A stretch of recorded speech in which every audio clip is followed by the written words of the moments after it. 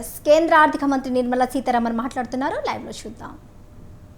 Which means they're going to be trained for AI, IoT, using Web3 in other words. So training manpower to ready themselves for industries which are rapidly becoming industrialized in the Web3 context. So all these are in part A. There's a lot of increase in the agriculture credit availability, 20 lakhs being made available for agriculture credit. Also a sub-scheme under the PM Matsya Sampada Yojana, making sure that people living in the coastal areas are going to benefit from it, fishermen are going to benefit from it. Now, if largely the Part A has looked at these, Part B has aimed at rationalizing the customs duties, also making sure personal income tax, after a very long time, has had substantial changes which will benefit the middle class. And also because this country has been waiting for direct taxation to be simplified, also waiting for direct taxation to be a lot more easy in compliance, and therefore the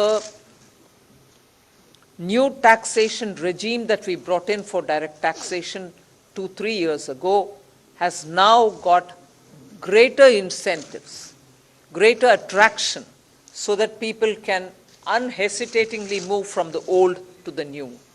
Of course, we are not compelling anybody. Those who want to remain in old can still remain there for enough justifications that they can have. But the new one obviously is now attractive because it gives greater rebate. It also provides for a simplified and smaller slabs, smaller, lower rates of taxation, and also slabs which are nicely broken down. So with all this, I think the budget, I've not gone into specifics, but I thought as an opening remark, this much will be sufficient to say this is a budget which is beautifully balanced. Both growth considerations, because the capital investment has never before investment announcements, 10 lakh crore, which includes 1.3 lakh crores being given to states, is going to give a big leg up for capital investment from government. So balancing that I'm talking about is looking at public sector investments, continuing that good tradition of capital investment in infrastructure, and also attending to MSMEs, because they are the engine of growth. We've given them relief, we have also given them new access, we have extended and widened the emergency credit liquidity guarantee scheme, also given them back their securities, 95% of it, even if they fail to deliver on contractual promises which were during the COVID pandemic.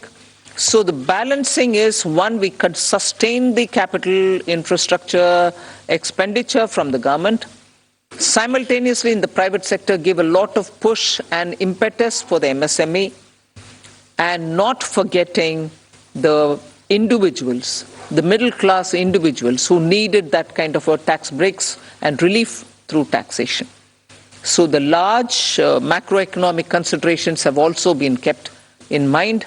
The fiscal consolidation has not been kept in the back burner. We've attended to it.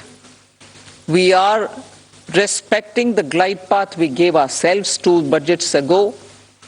6.4 this year fiscal deficit, and the forthcoming year for which the budget is presented now, 5.9% fiscal deficit. So broadly, I leave it at this. I suppose when you ask questions, we can answer the rest. Thank you. Thank you for coming here today.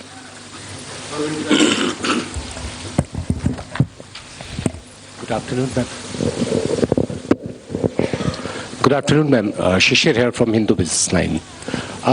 Ma'am, my question is that when there is an announcement for 7 lakh rupees under new tax regime, that will no tax to be paid, and then you are talking about rejigging the new tax regime, does this mean that this is the end of exemptions for various incentives, exemptions for investment and savings? Well, I've already addressed this, I think.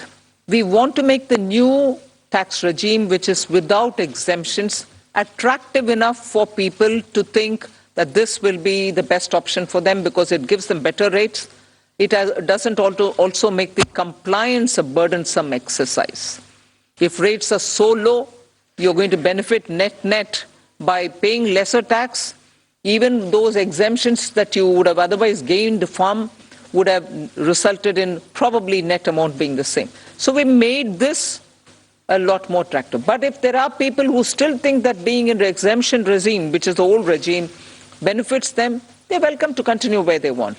But yes, the ultimate interest is to make the simpler regime more attractive. And that is why we've come up with this.